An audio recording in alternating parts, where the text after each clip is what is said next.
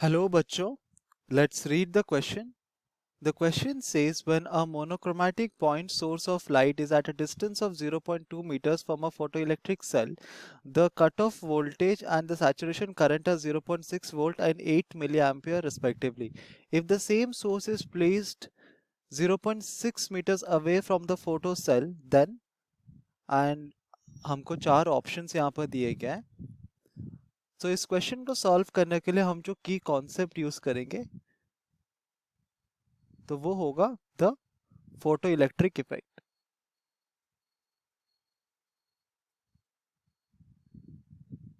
तो according to the question we have a photo electric cell. तो assume करते हैं कि ये सरफेस है of the photo electric cell और इससे एक पर्टिकुलर डिस्टेंस, और अगर हम वर्टिकली हम अज्यूम करें at a particular distance D पर we have the monochromatic point source of light. तो let us assume this is the ये स्मॉल बॉक्स है जिसके अंदर हमारा सोर्स ऑफ लाइट है. तो वी कैन राइट है this is the source of light. तो यहाँ से जो लाइट आ रहा है वो हमारे फोटो इलेक्ट्रिक सेल के ऊपर इंसिडेंट हो रहा है and then we have the photo electric effect, मतलब यहाँ से इलेक्ट्रॉन निकलता है. तो ओरिजिनली कहा गया है कि जब d1 is equal to 0.2 meters, इन दोनों के बीच में जो डिस्टेंस है अगर 0.2 मीटर्स है, उस टाइम पे हमारा जो स्टॉपिंग पोटेंशियल होता है v naught that is equal to 0.6 volts and saturation current हमको दिया गया है I1 is equal to 18 milli ampere. अब हमें क्वेश्चन में पूछा गया कि अगर हमने इस डिस्टेंस को इंक्रीज कर दिया to d2 where d2 is equal to 0.6 meters, then हमारा स्टॉपिंग पोटेंशियल, सो v01 और v02 हम लिखते हैं, और हमारा जो सैचुरेशन करंट होगा वो किस तरह से चेंज करेगा हमको ये फाइंड आउट करना है. तो हमें पता है कि फोटो इलेक्ट्रिक इफेक्ट में क्या होता है कि क्योंकि हमारा जो इंसिडेंट लाइट है वो ऐसे हमारे फोटो इलेक्ट्रिक सेल के ऊपर गिरेगा, तो जो हमारा इंसिडेंट लाइट है उसका एक सर्टेन एनर्जी कैरी कर रहा होगा, वो E is equal to h nu, जो कि उसके फ्रीक्वेंसी के ऊपर डिपेंड करता है. तो हमें पता है कि जो इलेक्ट्रॉन हमारा रिलीज होगा from the surface of the photo electric cell, उसका जो मैक्सिमम काइनेटिक एनर्जी था, kinetic energy max, that is equal to कितना, simply charge on an electron multiplied by the stopping potential EV naught, and this is also equal to the energy of the incoming photon minus the work function. हर एक जो photo electric cell में हम जो भी हम material use कर रहे हैं उसका पर्टिकुलर एक वर्क फंक्शन होता है. वर्क फंक्शन मतलब कितना मिनिमम एनर्जी रिक्वायरमेंट है in order to remove an electron. So वहां पर लिख सकते हैं minimum energy required in order to remove the electron from the surface of the from the material. तो इससे हम देख सकते हैं कि यहाँ पर वी नॉट क्या है, वी नॉट है हमारा स्टॉपिंग पोटेंशियल. हम यहाँ पे लिख सकते हैं this is the stopping potential. तो हम देखते हैं कि जो स्टॉपिंग पोटेंशियल होता है e V naught that is equal to energy of the incoming photon minus the work function. तो क्योंकि हमारा स्टॉपिंग पोटेंशियल वो फोटोन के एनर्जी और वर्क फंक्शन के ऊपर डिपेंड करता है, and both energy of the incoming photon and work function they are a function of frequency new.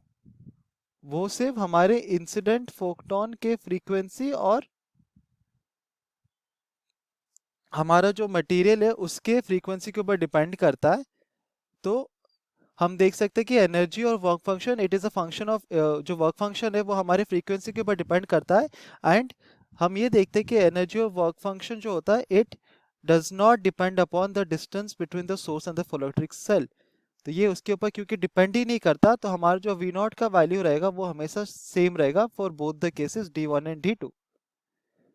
तो we can say that V naught 2 जो होगा वो भी इक्वल टू होगा 0.6 वोल्ट्स, वो रिमेन्स अनचेंज्ड. अब हम सैचुरेशन करंट देखते हैं.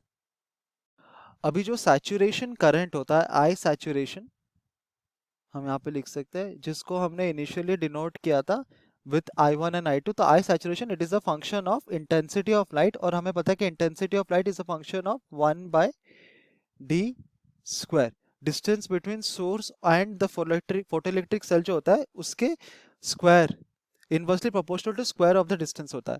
तो अगर हमारा I saturation initially saturation current कितना I1 कितना दिया गया 18 मिली एम्पियर, तो हम कह सकते हैं कि इनिशियली हमारा इंटेंसिटी अगर आई डैश है और फाइनली हमारा जो इंटेंसिटी ऑफ लाइट है वो आई डबल डैश है, तो क्योंकि I is proportional to 1/d², so initially होगा I1 is equal to 1/d1² and I double dash is equal to 1/d2²। अभी D1 और D2 के बीच में क्या रिलेशन है, तो ये इनिशियली कितना था 0.2 मीटर्स था, ये हो गया फिर 0.6 मीटर। So we can say that D2 is equal to 3 times D1। तो इससे हम ये कह सकते हैं कि हमारा I dash divided by I double dash ये कितना हो जाएगा, ये सिंपली हो जाएगा D2² बाय D1²। ठीक है, और D2 कितना है 3D1², तो ये हो जाएगा 9। So we can say that I double dash जो होगा वो हो जाएगा I dash by 9। And I dash कितना है, तो I डबल डैश क्या होगा, I double dash is simply equal to I2, I1 यहाँ पर हो जाएगा इक्वल टू I1, क्योंकि हमने देखा है कि जो I सैचुरेशन होता है it is proportional to intensity. तो अगर हमारा इंटेंसिटी I डैश है तो करंट सैचुरेशन करंट कितना होगा I1, अगर इंटेंसिटी I डबल डैश है तो सैचुरेशन करंट I2 हो जाएगा। So we can say that the final saturation current is equal to initial saturation current divided by 9। तो ये कितना होता है 18/9 मिली एम्पियर, और I2 is equal to 2 milli ampere. तो हमने देखा कि अगर हम अपना डिस्टेंस है उसको अगर 3 टाइम्स इंक्रीज करते हैं तो हमारा जो फाइनल सैचुरेशन करंट आता है वो आता है to be equal to 2 milli ampere. तो अगर हम ऑप्शंस देखेंगे तो the correct option will be the stopping potential will be 0.6 volts, option B, क्योंकि हमने देखा था कि हमारा stopping potential change remains unchanged, only हमारा सैचुरेशन करंट यहाँ पे चेंज होता है। Hope you understood it well, best of luck.